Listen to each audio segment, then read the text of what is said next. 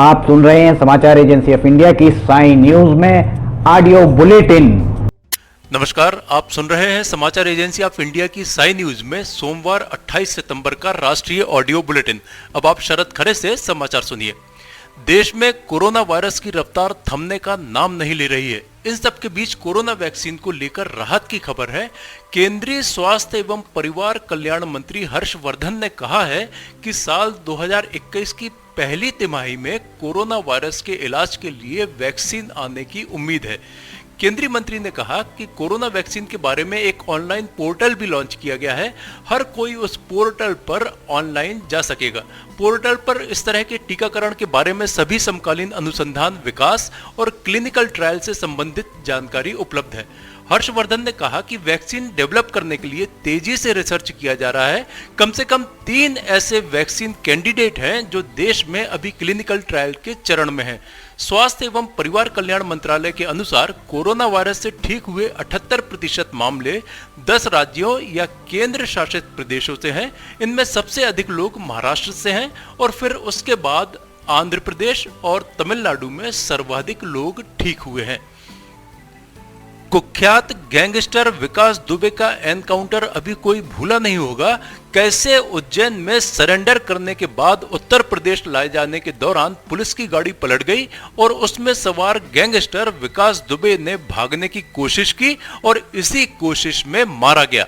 ऐसा ही एक हादसा रविवार को एक बार फिर हुआ है।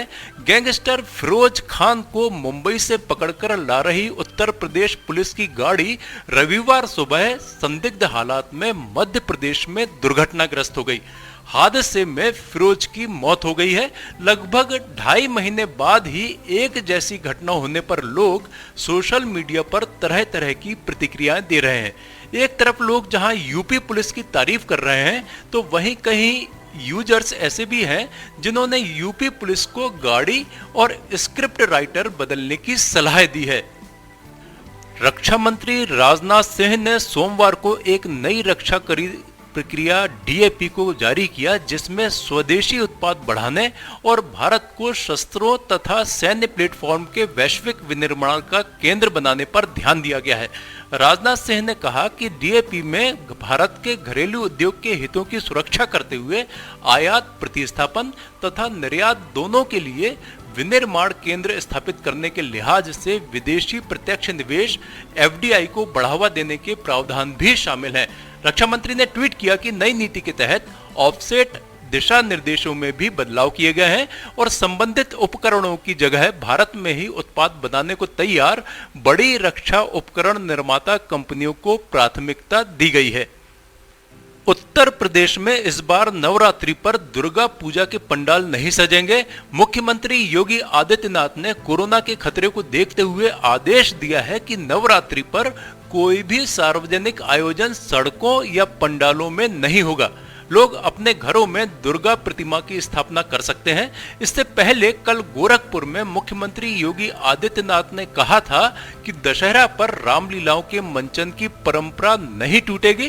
रामलीला का मंचन किया जा सकेगा, लेकिन शर्त रहेगी कि वहां 100 से ज्यादा दर्शक नहीं होंगे। कोविड-19 के संक्रमण के मद्देनजर सोशल डिस्टेंसिंग का अनुपालन सख्ती से किया जाएगा। सैनिटाइजेशन, मास्क और हाथ धोने के निर्देशों का सख्ती से अनुपालन होगा। बिहार विधानसभा चुनाव के मद्देनजर निर्वाचन आयोग की टीम मंगलवार को राज्य के 3 दिवसीय दौरे पर आएगी। 7 सदस्यों वाली टीम में आयोग के महासचिव उमेश सिन्हा, उप निर्वाचन आयुक्त सुदीप जैन, पीआईबी के अपर महानिदेशक शेफाली बी शरण, चंद्रभूषण कुमार, आशीष कुंद्रा, स्वीप के निदेशक शरद चंद्र और निदेशक व्यय पंकज श्रीवास्तव शामिल होंगे। पटना पहुंचने के बाद मंगलवार को ही आयोग की टीम मुख्य निर्वाचन पदाधिकारी और पुलिस के नोडल पदाधिकारियों के साथ बैठक करेगी। टीम बुधवार को सुबह 10 बजे से राजनीतिक दलों के प्रतिनिधियों के साथ मीटिंग करेगी। इसके बाद इन्फोर्समेंट एजेंसी और दोपहर 3 बजे सभी जिला निर्वाचन पदाधिकारी और 26 जिलों के एसपी, एसएसपी के साथ बैठक होगी। चुनाव आयोग की टीम गुरुवार को शाम 5 बजे प्रेस कॉन्फ्रेंस के बाद दिल्ली वापस लौट जाएगी।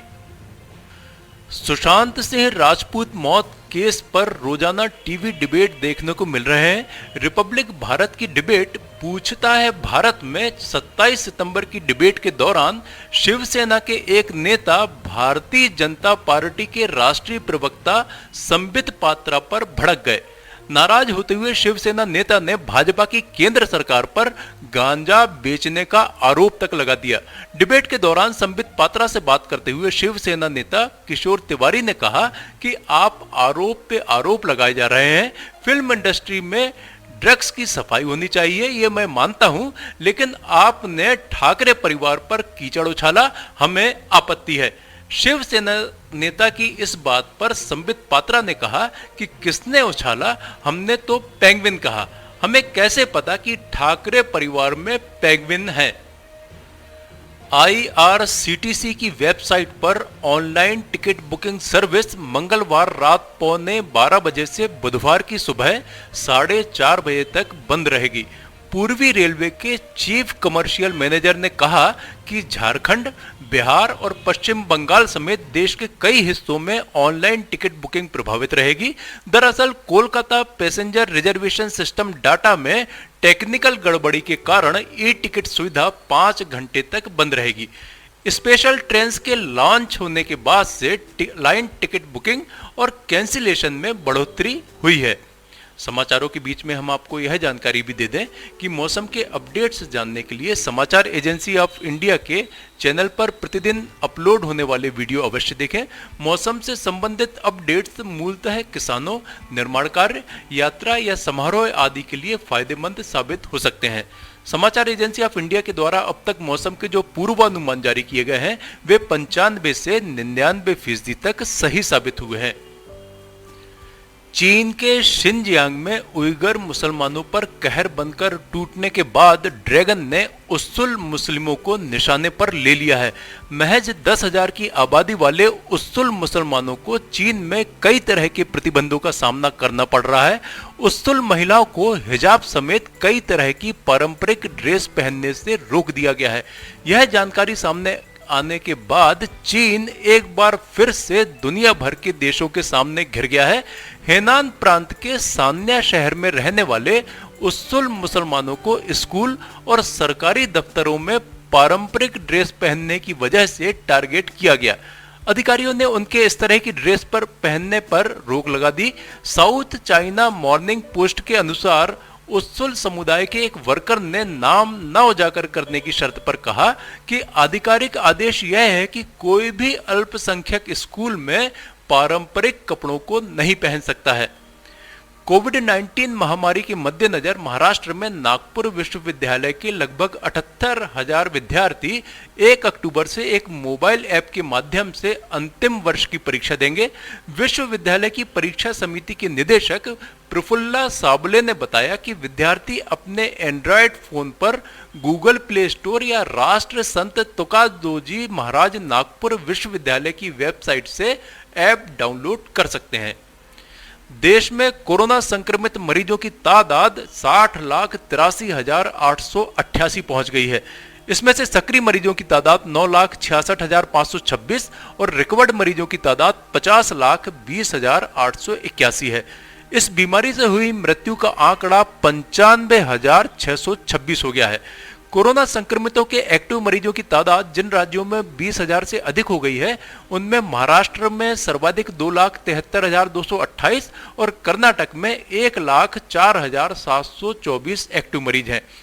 कर्नाटक के बाद आंध्र प्रदेश में 64,876 एक्टिव मरीज, केरल में 56,711, उत्तर प्रदेश में 55,603, तमिलनाडु में 46,341, उड़ीसा में 38,172, छत्तीसगढ़ में 31,661, तेलंगाना में 29,673, असम में 29,350, दिल्ली में 29,228, पश्चिम बंगाल में 25,723 और मध्य प्रदेश में 22,431 एक्टिव मामले हैं। आप सुन रहे थे समाचार एजेंसी ऑफ इंडिया की साई न्यूज में सोमवार 28 सितंबर का राष्ट्रीय ऑडियो बुलेटिन। मंगलवार 29 सितंबर को एक बार फिर हम ऑडियो बुलेटिन लेकर उपस्थित होंगे। आपको ये ऑडियो बुलेटिन यदि पसंद आ रहे हो तो आप इन्हें लाइक, शेयर और सब्सक्राइब अवश्य करें। अभी आपसे अनुमति लेते हैं। नमस्कार। आइए हम आपको आज बताते हैं कि किस तरह से आपको लिमटी की लालटेन समाचार एजेंसी ऑफ इंडिया या साई न्यूज़ को सब्सक्राइब करना है। आपके पास यूट्यूब होगा, आप यूट्यूब खोलिए। यूट्यूब में आप सर्च बटन पर ऊपर जाइए, ऊपर सर्च बटन पर आप टाइप करिए LIMTY स्पेस दीजिए KHARE। इसके बाद आप एंटर दबाइए। जैसे ही आप एंटर दबाते हैं तो ये पेज खुल जाएगा। यहाँ पेज में आप देखिएगा ये इस तरीके का नज़ारा आपको दिखेगा। इसके साथ ही आप यहाँ देखिए LIMTY KHARE आपको लिखा दिख रहा है। इसके बाजू में आप राइट साइड में देखिएगा, यहाँ सब्सक्राइब बटन दिख रहा है। ये सब्सक्राइब बटन अभी लाल रंग का दिख रहा है। सब्सक्राइब बटन को आपको क्लिक करना है। जैसे ही आप ये सब्सक्राइब बटन को क्लिक करेंगे, आप देखिए इसका रंग लाल नहीं रह जाएगा।